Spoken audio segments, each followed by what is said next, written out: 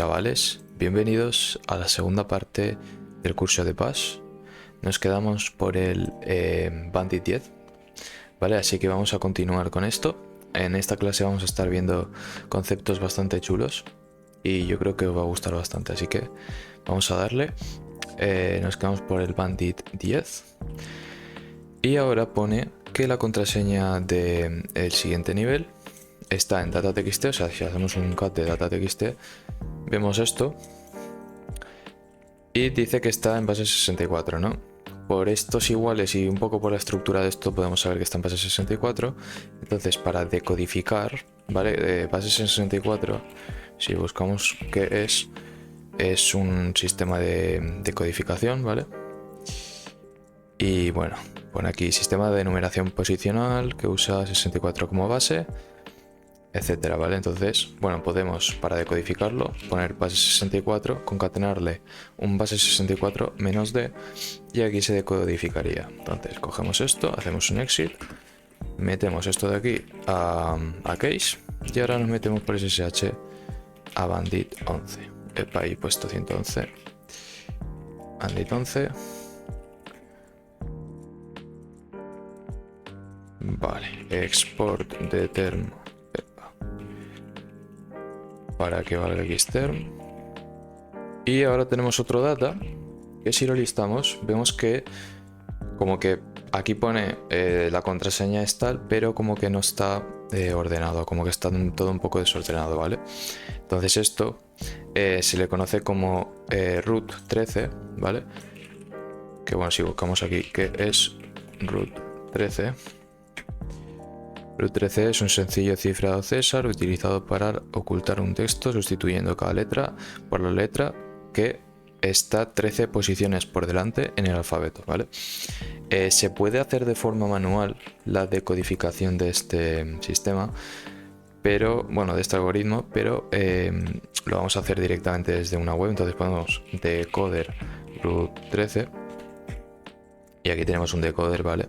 Esto simplemente lo ponemos aquí y aquí tenemos ya la cadena en texto claro, ¿vale? Que nos vamos a quedar solo con la contraseña. Entonces hacemos un exit, un eco de esto, lo metemos en case y ahora un SSH bandit 12.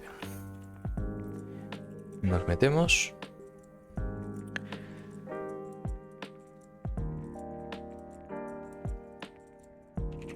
Export de term para que valga xterm. Y tenemos otro data que si lo listamos vemos una cadena bastante grande. Esto es hexadecimal, ¿vale?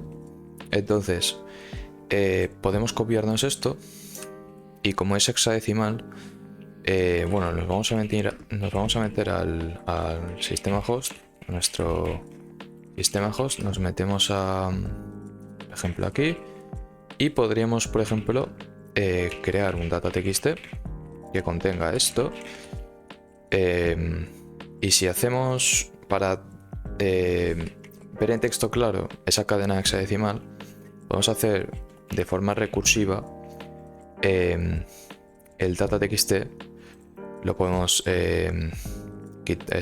listar la cadena hexadecimal en texto claro de forma recursiva y lo metemos en un archivito data. Si hacemos esto, si ahora listamos lo que hay en data, ahora vemos que el tipo de archivo ha cambiado, entonces pues lo que había aquí se ha transformado a lo que hay por detrás del hexadecimal. Entonces ahora data es vemos que está comprimido, ¿vale? Si viniéramos aquí al ejercicio 12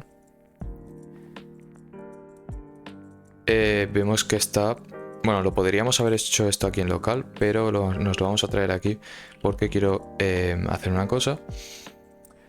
Y bueno, pone que está en hexadecimal y que está repetidamente comprimido, ¿vale? Entonces aquí al decodificar la cadena hexadecimal a data, vemos que ahora este archivo data está comprimido en gzip. Entonces aquí hay una utilidad que se llama 7z, que viene de 7zip, que soporta muchos sistemas de comprimidos. Entonces podríamos con L, 7zl, podríamos ver lo que se va a el archivo que se va a descomprimir. Y aquí vemos que el siguiente archivo va a ser data2bin, ¿vale? Que esto también es otro comprimido, entonces como se comprime varias veces, podríamos descomprimirlo con 7zx y ahora veríamos que está este data2bin, que si ponemos un file de data2bin, veríamos que está comprimido en bzip2. Entonces, para no estar todo el rato haciendo un 7zx, tal no sé qué, vamos a montarnos una herramienta, ¿vale? Que aquí vamos a estar tocando Bash Scripting. Entonces vamos a eliminar estos dos archivitos y nos vamos a quedar con el data, ¿vale? Que es la cadena esta de hexadecimal que habíamos decodificado. Y bueno, nos vamos a salir ya de aquí arriba porque si no nos molesta. Ahí está. Vamos a abrirnos un archivo que va a ser, por ejemplo, de compressor.sh. Primeramente, en un archivo .sh tenemos que definir un shebang de esta forma, indicándole que es bin bash. Y ahora vamos a definir, por ejemplo, una variable global que se llame data, ¿vale? Como el nombre del archivo comprimido. Y ahora lo que queremos hacer es decodificar ese archivo y que el siguiente archivo que se decodifique, o sea, que se descomprima, se vuelva a descomprimir y así de forma recursiva hasta que llegue al final. O sea, que se descomprima todo, ¿no? Entonces, ¿cómo podemos hacer esto? Si nosotros volvíamos a hacer un 7zl de data, vemos que aquí nos muestra el siguiente archivo a decodificar. Bueno, a descomprimir, perdón. Entonces, ¿cómo nos podemos quedar con este valor? ¿Vale? Porque nos interesa quedarnos con este valor todo el rato para saber cuál es el siguiente a decodificar. Perdón, a descomprimir. Entonces, tendríamos que hacer un grep -a2 para listar, o sea, de name, perdón. Grepeamos por name y listamos las siguientes dos líneas, ¿vale? Porque esto también cuenta como una línea. Y ahora tendríamos este valor. Vale, si hiciéramos esto, nos quedaría esto, ¿vale? Entonces ahora solo nos interesa quedarnos con esto. Entonces, podríamos, para empezar, listar solo esa línea con tile-n1, ¿vale? Porque es contando desde abajo la primera línea, ¿no? Entonces, ahora queremos quedarnos con el último valor, ¿no? Entonces, con esto mismo, con AWK, printeamos el NF, que es el último valor, y de esta forma ya tendríamos ese archivito. Entonces, vamos a copiarnos esto, nos venimos al decompresor y vamos a hacer un bucle, ¿vale? Porque queremos descomprimir esos archivos todo el rato. Entonces hacemos un while true, ¿vale? Que esto es un bucle infinito. Bueno, lo ponemos así mejor. Y ahora queremos, por ejemplo, meter en una variable el siguiente archivo a descomprimir. Entonces ponemos next file es igual a un comando ejecutado a nivel de sistema, que se indica de esta manera, con $, y entre paréntesis metemos el comando a nivel de sistema. Entonces esto, cuando ejecutábamos esto, se mostraba el siguiente archivo a descomprimir y entonces ese nombre se va a guardar en la variable nextFile, ¿vale? Si hiciéramos ahora un eco, por ejemplo, de nextFile, ¿vale? Aquí vamos a hacer un done para cerrar el bucle. Vale, se va a estar listando varias veces, pero bueno, podemos darle permisos de ejecución al script. Y si ahora lo ejecutamos, vemos que nos está listando ese nombre todo el rato, ¿no? Entonces vamos a volver aquí. Esto lo vamos a quitar. Y ahora, ¿qué es lo primero que queremos hacer? Primeramente queremos... 7zx, queremos descomprimir el archivito data, ¿no? Entonces ponemos 7zx de ese archivo data que está en la variable file. Ahora, ¿qué es lo que queremos descomprimir? El siguiente archivo a descomprimir que tenemos en la variable nextFile en este momento. Entonces pondríamos nextFile y ahora ¿qué es lo que queremos que se guarde en la variable file? El archivo que se acaba de descomprimir. Entonces pondríamos file es igual a nextFile. Vale, pero ¿qué es lo que pasa? Aquí estamos listando directamente el archivo descomprimido, o sea, el archivo descomprimir, que es data, pero tenemos que listar el que está en la variable file porque luego estamos actualizando la variable file a nextFile. Entonces ponemos aquí file, vale, y ahora se va a listar de la variable file y no del archivo, del nombre del archivo en sí. Entonces si ahora ejecutamos esto, nos va a pedir todo el rato esto, le ponemos un yes, ves, se va descomprimiendo, data 6, data 5 bin, tal, le damos yes, y ahora ves, empieza a petar esto, podríamos haber hecho un exit, pero bueno, da igual. Y ahora vemos que se han descomprimido diferentes archivos. El último ha sido data 9, entonces si hacemos un cat de data 9, ahí tendríamos la siguiente contraseña. Entonces vamos a guardarla y vamos a meterla en case. Hacemos un ssh bandit 13 y ahí metemos la contraseña. Vale, export de term para que valga xterm, lere, y vemos una clave privada SSH. Para que entendáis el funcionamiento de las claves SSH, podríamos generarnos con SSH keygen un par de claves SSH con el nombre test, por ejemplo, y bueno, voy a eliminar todo lo que comience por data y lo que sea, y ahora tendríamos solo esto. Entonces tenemos se han generado un par de claves test y test.pub. A partir de esta clave privada me puedo conectar sin proporcionar contraseña con esta clave privada hacia un host que tenga esta clave pública, ¿vale? A la inversa no se puede hacer eso, ¿vale? Pero es un poco para que entendáis cómo funcionan las claves SSH. Entonces aquí tenemos una clave privada, ¿vale? Que se ve así. Entonces, ¿qué es lo que podemos hacer? Con SSH-i podemos indicar esa clave y conectarnos hacia bandit 14 al localhost por el puerto 2220. Le damos un yes y ahí nos conectaríamos con esa clave privada. Vale, y ahora para este nivel, si venimos a bandit 14, vemos que en este nivel conseguimos la contraseña enviando la contraseña del nivel actual por el localhost a este puerto. Entonces, ¿cómo podemos hacer esto? Podríamos hacer un eco de la contraseña, que la tengo por aquí, y esto con netcat, ¿vale? Porque aquí pone nc, o sea, puedo usar netcat, enviar esta cadena al localhost y el puerto 30.000.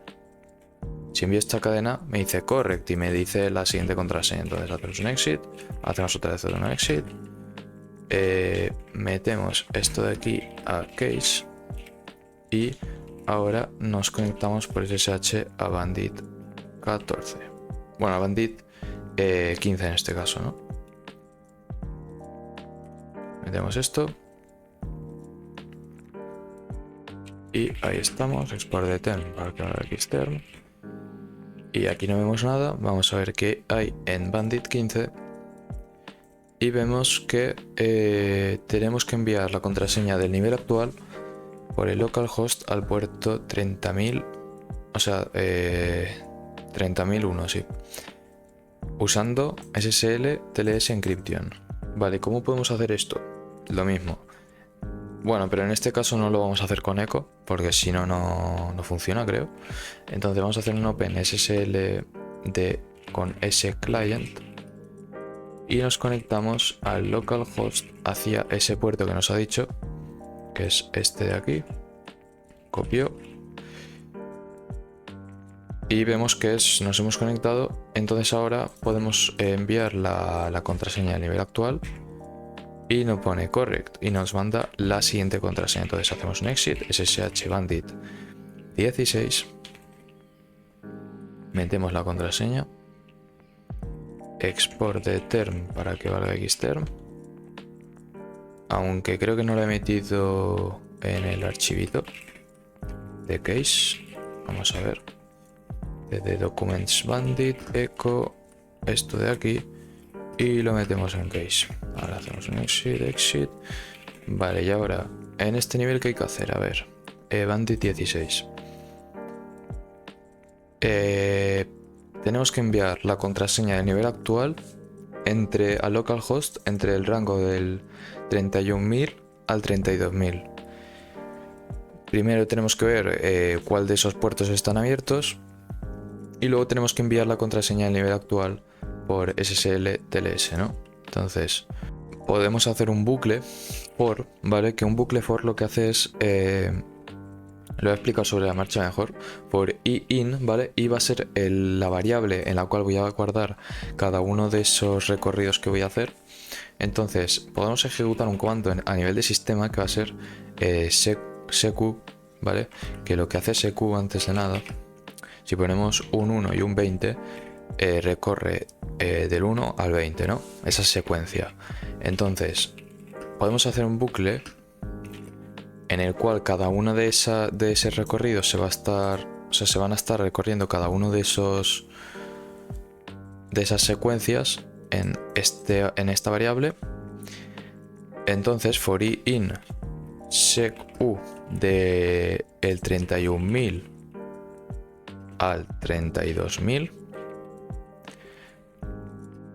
y punto y coma, ¿qué es lo que queremos hacer? Un eco de una cadena vacía, y esto lo vamos a enviar al dev TCP a la 127.0.0.1, que es el localhost, y aquí le queremos poner un $i. Vale, esto seguramente os esté petando la cabeza. Si hacemos un eco de una cadena vacía y lo enviamos, por ejemplo, sabemos que el puerto 22 está abierto, ¿no? Si enviamos esto al dev TCP la 127.0.0.1 al puerto 22, vemos que no pasa nada. Si lo enviamos al puerto 21, vemos connection refused. ¿Esto por qué pasa? Porque ese puerto no está abierto. O sea, esto es como si nos intentáramos enviar una cadena hacia ese puerto, ¿vale? Lo podemos hacer de esta manera, enviándolo al TCP, la IP y el puerto. Entonces, en base a esto, si cogemos esto de aquí, vamos a estar enviando entre las secuencias del 31.000 al 32.000 a localhost, ¿vale? Aquí, a ese puerto, hacia cada uno de esos puertos que se están recorriendo. Entonces, también lo que no he dicho es que si tú, por ejemplo, envías... no sale aquí, vale. Si tú envías esto y haces un eco de $pregunta o interrogante, como lo quieras decir, vemos un 1. Si hacemos lo mismo pero con el 22 y hacemos este eco, vemos 0. ¿Esto qué significa? El 1 indica los errores, indica que es un error, un código de estado erróneo, y el 0 un código de estado exitoso. Entonces, en base a este código de estado, si nosotros hacemos un whamI and ls, si el código de estado de este comando es válido, se ejecuta el siguiente comando. Si no, si pusiéramos aquí cualquier cosa, el L no se ejecuta nada, ¿vale? Ni el primero ni el segundo. Entonces, en base a esto, una vez sabemos esto, vale, por aquí no está, lo vamos a coger de aquí. Si hacemos aquí un and echo, y por ejemplo vamos a hacer un eco de port $i, que va a ser ese puerto que si este código de estado, o sea, si por ejemplo se recorre el puerto 31.100 y ese puerto está abierto, el código de estado va a ser un 0, entonces va a ser exitoso. Por lo tanto, si concatenamos otro comando, se va a ejecutar. Entonces solo si el código de estado es correcto, en cualquier puerto que recorra, podemos listar ese puerto que está abierto con port $i. Por ejemplo, podríamos poner un open y ahora podríamos concatenarle un grep. Vamos a grepear por ese puerto, punto y coma, para cerrar esto, poner un done, y esto lo vamos a meter, bueno, esto de aquí grep $i, en este caso no va a hacer falta porque creo que no lo va a grepear bien. Esto lo vamos a hacer después. Esto lo vamos a meter en un archivito. Bueno, si esto lo ejecutáramos, ¿vale? Vais a ver que esto, claro, prueba muchas y pone connection refused todo el rato. Esto lo que podemos hacer es meterlo en un archivo temporal que se llama tmp, por ejemplo, ports. ¿Por qué lo metemos en un archivito temporal? Porque en el directorio temporal tenemos permisos de lectura. Por lo tanto, si ahora hacemos un cat de tmp ports, ahí se han guardado los puertos que están abiertos. Vamos a limpiar pantalla, vamos a listarlo aquí bien. Tenemos varios puertos abiertos. Entonces, ¿qué es lo que podríamos hacer ahora? Con OpenSSL, bueno, he puesto aquí un espacio más, aunque va a dar igual, pero bueno, nos podemos conectar al localhost y probar cada uno de estos puertos. Entonces, probamos este puerto, por ejemplo. Tenemos que meter un -quiet porque si no va a dar un problema en este ejercicio. Este no nos deja. Vamos a probar con el siguiente. Podríamos tratar de colar por aquí la contraseña actual, pero no vemos que pase nada. Vamos a probar el siguiente. Pam, tampoco. Probamos el siguiente. Nos deja meter algo. Lo ponemos por aquí, la contraseña actual. Ojo, tenemos una clave privada. Entonces la podemos copiar y podemos hacer, por ejemplo, un mktemp -d, crear un directorio temporal. Nos vamos a meter en este directorio temporal y aquí vamos a hacer un nano, por ejemplo, de idrsa, de clave ssh. Vamos a copiarnos esto otra vez. Aquí metemos esto, la clave, y ahora tendríamos por aquí esta clave privada. Entonces, las claves privadas por políticas de seguridad tienen que tener permiso 600. Vamos a asignar este permiso y os voy a explicar qué significa el 600. ¿Qué es un 600? Pues si veis hay tres números, el 6, el 0 y el 0. Tenéis que entender que 2, por ejemplo, o 1 es ejecución, 2 es escritura y por último 4 es lectura, ¿vale? Entonces 600, ¿qué sería 600? Pues 4 más 2, 6. Pues escritura y lectura. Esto, como ya os lo expliqué en la clase anterior, la primera parte es para el propietario del archivo, este para el grupo y este para otros, ¿vale? Entonces solo el propietario del archivo tendría permisos de lectura y escritura.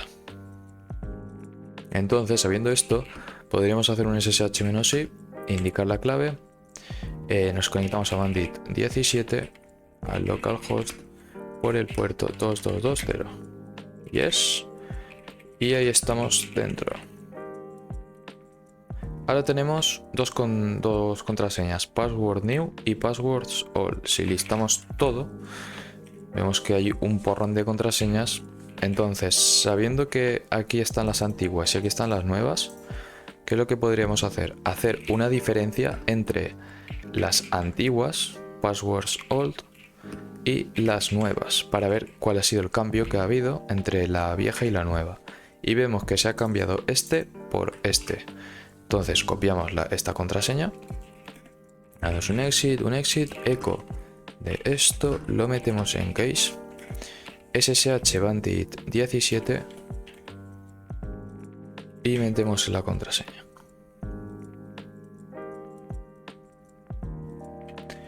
Y parece que no es válida. Vale, claro que no funciona porque es Bandit 18, no Bandit 17. Perdonadme ahí. Vamos a poner Bandit 18, ponemos la contraseña.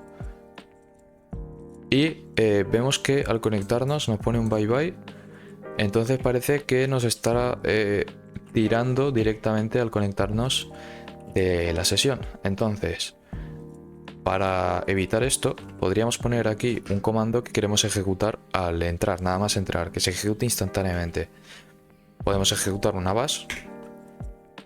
Y si hacemos esto, connection closed, no sé por qué, metemos la contraseña. Y si hacemos un WhoamI, vemos Bandit 18. Entonces aquí tenemos una bash, una consolita. Si estamos en Bandit 18, vamos a venir a Bandit 18. La contraseña está en readme, entonces cat readme. Y ahí tenemos la siguiente contraseña. Entonces vamos a hacer un exit, eco de esta contraseña, a case, ssh bandit 19. Metemos esta contraseña. Y vemos que no pasa nada. Si hacemos, por ejemplo... Vale, es porque estoy ejecutando una base antes. Que bueno, creo que en este caso... vamos a ver qué pasaría si no ejecutáramos nada. Ponemos la contraseña. Y nos conectamos, ¿no? Perfectamente. Term, para que valga xterm. Y vemos que hay un binario que se marca como en rojo, ¿no? ¿Por qué es esto? Porque el binario tiene el permiso SVD. Este bit SVD lo que hace es que podemos ejecutar, cualquier usuario del sistema puede ejecutar este binario como el propietario del archivo, o sea, como el propietario del binario. Entonces, ¿quién es el propietario del binario? Bandit 20. Entonces podemos ejecutar, somos Bandit 19 y podemos ejecutar este binario como Bandit 20. ¿Qué es lo que podemos lograr hacer con esto? Si pusiéramos Bandit 20 do, nos pide example Bandit 20 y nos pone aquí un comando. Podríamos ejecutar con el usuario Bandit 20 el comando whoamI, permission denied, vale, pero no es -user, es -u, Bandit 20. Y si ejecutamos esto, se ejecuta el comando y vemos que somos Bandit 20 porque estamos ejecutando este binario con este usuario. Ahora, si venimos por aquí al 19, vemos que nos pide, podemos listar la contraseña que hay en etc bandit pass. Entonces podríamos hacer un cat de etc bandit pass y bandit 20 y ahí listaríamos la siguiente contraseña. C, exit, es esto, y lo metemos en case ssh bandit 20. Metemos la contraseña y ahí estaríamos en el nivel 20. Espero que os haya gustado esta parte. En la última parte, en la parte 3, que va a ser ya la última, vamos a estar yendo del 20 hasta el 34 de golpe. Espero que hayáis entendido todo muy bien. Si tenéis alguna duda podéis dejarla en los comentarios. También podéis uniros al servidor de Discord que está en la descripción y ahí también podéis preguntar a gente de la comunidad. Nos vemos en la siguiente parte. Chao.